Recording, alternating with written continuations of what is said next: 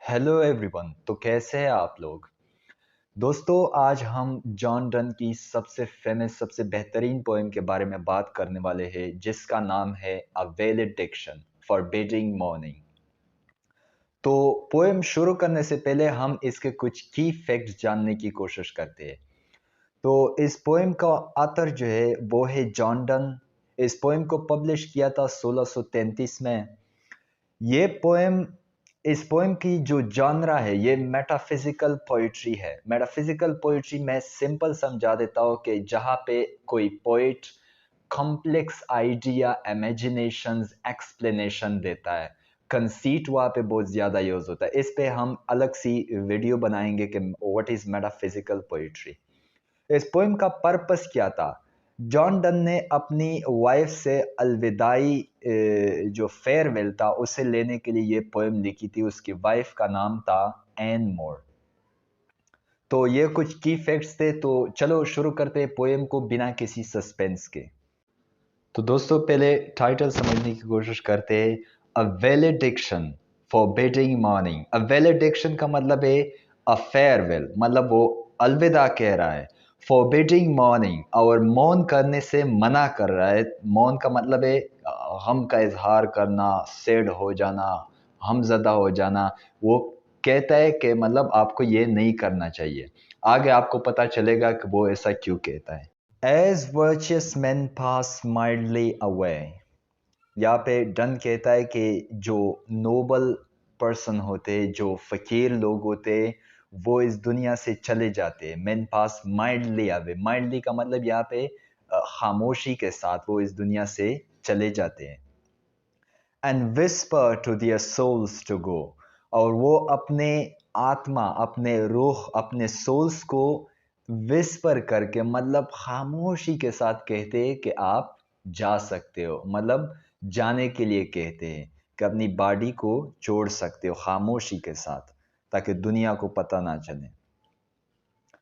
whilst some of their said friends do say, जबकि उनके कुछ दोस्त ये कहते हैं, the breath goes no and some says no. कुछ कहते हैं कि ये आदमी तो अब मर चुका है, इसकी सांसें रुकी हुई है, जा चुकी है। लेकिन कुछ कहते हैं कि नहीं, ये अभी तक जिंदा है। So let us melt and make no noise. इसी तरह जॉन डन रुख करके अपनी वाइफ की तरफ मुतवज्जो होता है और कहता है, सो लेट अस मेल्ट, हमें भी इसी तरह एक दूसरे से जाना चाहिए, सेपरेट होना चाहिए, अलग होना चाहिए। मेल्ट का यहाँ पे मतलब है अलग होना। एंड मेक नो नॉइज, और कोई शोर शराबा नहीं करना चाहिए, मतलब गम का इजहार नहीं करना चाहिए। No tears flood nor sigh tempest move. यहाँ पे जॉन डन कहता है कि कोई आंसू का सैलाब नहीं लाना चाहिए, नॉर साई टेम्पेस्ट मो, ना कोई ऐसी हरकत करनी चाहिए मतलब जो इंटेंस इमोशंस को एक्सप्रेस कर सके। साई टेम्पेस्ट मतलब इंटेंस इमोशंस को एक्सप्रेस करना। ना कोई आंसू का तूफान लाना चाहिए हमें इस सेपरेशन की वजह से, क्योंकि जॉन डन एक जर्नी पे जा रहा है। Twere profanations of our joy, ये कहता है कि हमने जो मोमेंट्स एक दूसरे के साथ गुजारे हैं, एक हैप्पी जिंदगी, एक हैप्पी लाइफ गुजारी है एक दूसरे के साथ, उसकी ये डिसरिस्पेक्ट है। प्रोफेनेशंस मीन डिसरिस्पेक्ट ऑफ आवर जाय, मतलब हमने जो खुशियाँ अपने एक दूसरे के साथ शेयर किए, उसकी ये एक डिसरिस्पेक्ट है अगर हम एक दूसरे के जुदा होने पर इतना वावेला और हम मचाते और सैड हो जाते और मॉर्निंग करते।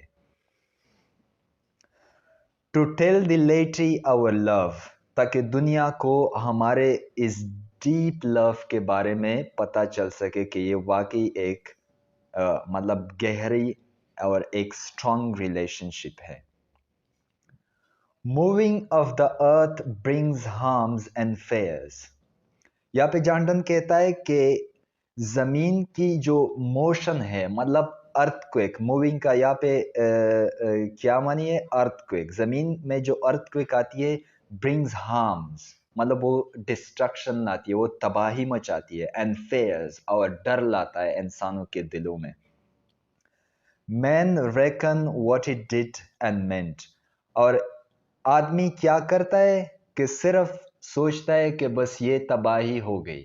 मतलब वो सिर्फ देखता है और सोचता है कि क्या हो गया, इस मतलब इस अर्थक्वेक के साथ की वजह से कितनी तबाही मच गई है। But trepidations of the spheres, spheres का मतलब यहाँ पे जो ऊपर गैलेक्सीज होते हैं लाइक जुपिटर्स, मार्स, नेपच्यून, ये जो गैलेक्सीज होते हैं, इसकी ट्रेपिडेशन, ट्रेपिडेशन का मतलब वो भी मोशन करना, अर्थक्वेक आ जाना उसमें। तो ये इस गैलेक्सीज की जो मोशन है उसमें जो अर्थक्वेक आती है। दो ग्रेटर फार इज इनोसेंट, वो बहुत बड़े बड़े हैं, मतलब दो ग्रेटर फार, वो बहुत बड़े बड़े हैं लेकिन फिर भी इनोसेंट है। वो हमें कोई उससे हार्म्स नहीं पहुंचता, हम यहाँ पे कोई डिस्ट्रक्शन नहीं आ जाता उन गैलेक्सीज में अगर अर्थक्वेक आ जाए। डल सबलुनरी लवर्स लव, यहाँ पे डल सबलुनरी लवर्स लव का मतलब जो ऑर्डिनरी मंडेन लव होता है अर्थ में, जहाँ पे मतलब फिजिकल अट्रैक्शन बहुत ज्यादा होती है, उसके कंट्रास्ट में डन क्या कहता है। डन का जो लव है वो ज्यादा एलिवेटेड है, हाईली सबलाइम है, और वो फिजिकल अट्रैक्शन पे बेस नहीं है। सो इस दूसरी लाइन में ये डल सबलिनरी लवर्स लव के बारे में एक्सप्लेन करता है John Donne. Whose soul is sense cannot admit, जो अर्थली लव होता है, जो फिजिकल अट्रैक्शन पे बेस होता है, वो क्या करते, वो एक दूसरे से जुदा नहीं हो पाते क्योंकि उसका लव प्योर नहीं है, सेक्रेट नहीं है, एलिवेटेड नहीं है।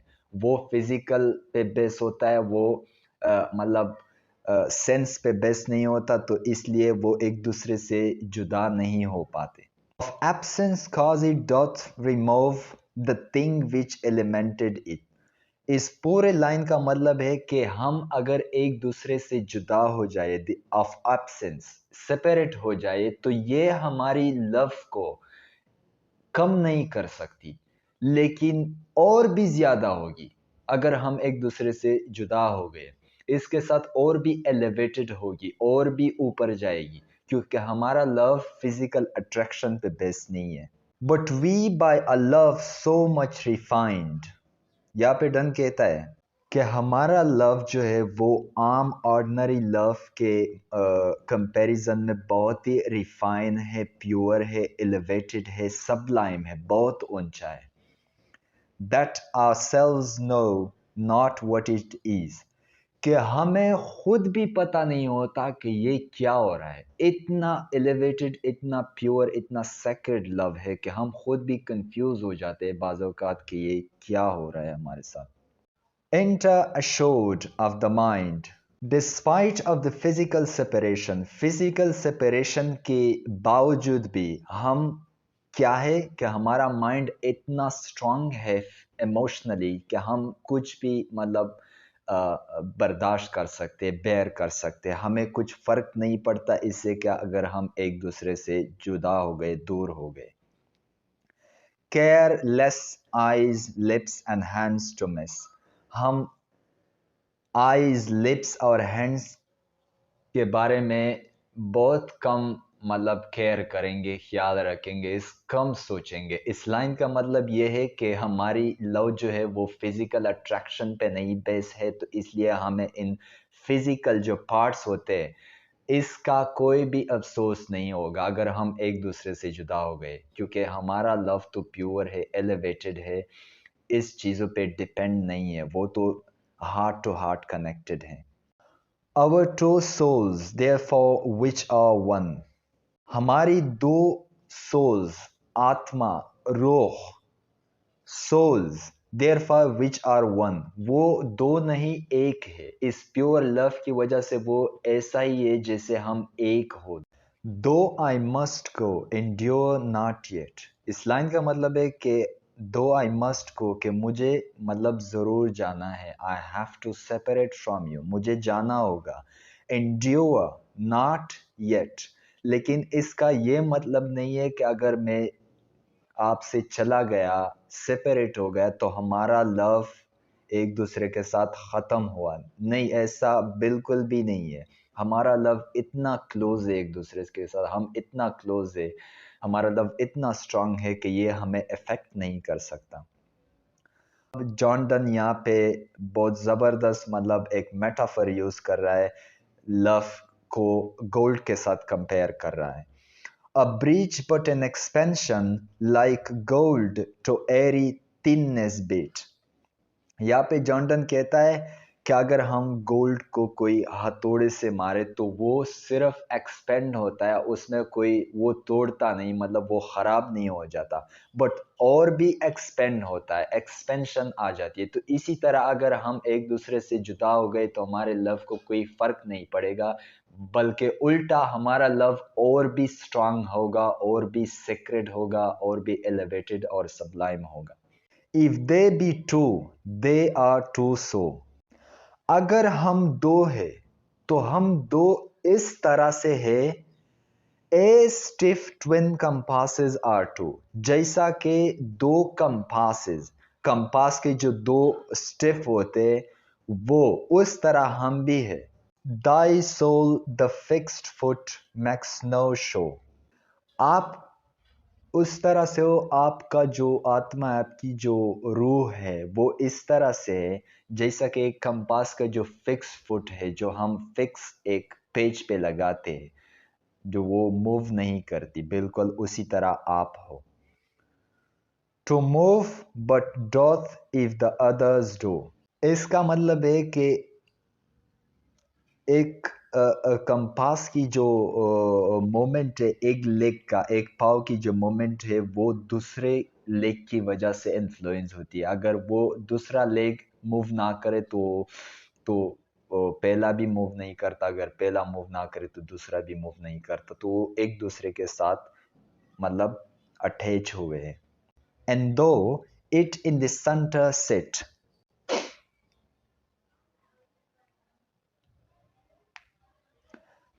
डन यहाँ पे कहता है कि आपकी जो मतलब प्यार है, आप इस तरह जैसे वो कंपास की जो एक लेग है जो सेंटर में फिक्स्ड है, जहां वो अपने साथ ही घूमती है।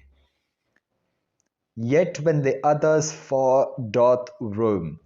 फिर भी अगर वो दूसरी जो फिक्स्ड लेग से वो दूसरी वाली लेग वो अगर मूवमेंट करे तो वो सेंटर वाली जो लेग है कंपास की वो भी अफेक्ट हो जाती है उसके साथ। It leans and hearkens after it। वो क्या होता है, अगर आप सर्कल बना रहे हो तो आपने एक्सपीरियंस किया होगा कि जब आप मूव करते हो वो दूर वाली लेग को कंपास की, तो जो फिक्स्ड है सेंटर में वो उसकी तरफ क्या करती है, लीन्स करती है, मतलब झुक जाती है, वो दूर वाले सर्कल बनाने वाले लेग की तरफ झुक जाती है। तो इसका ये मतलब है यहाँ पे, it leans and hearkens after it and grows erect as that comes home।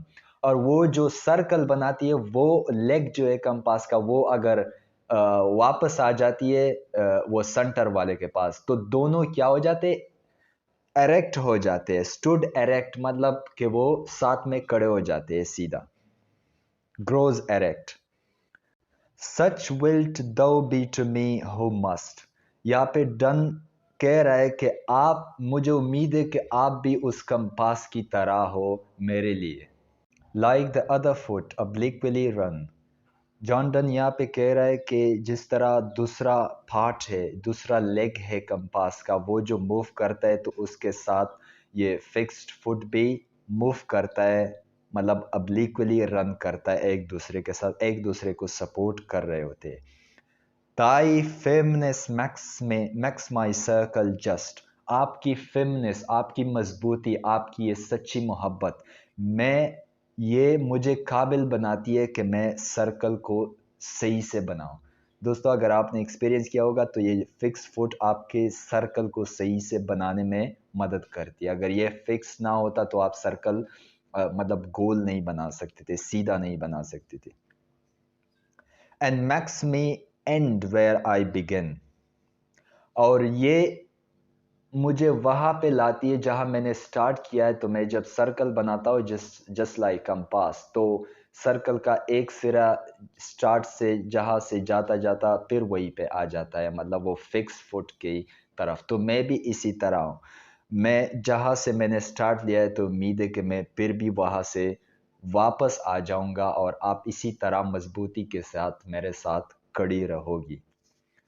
तो दोस्तों आज के लिए वीडियो में बस इतना ही। इंशाल्लाह नेक्स्ट वीडियो में मिलते हैं। Bye bye and take care.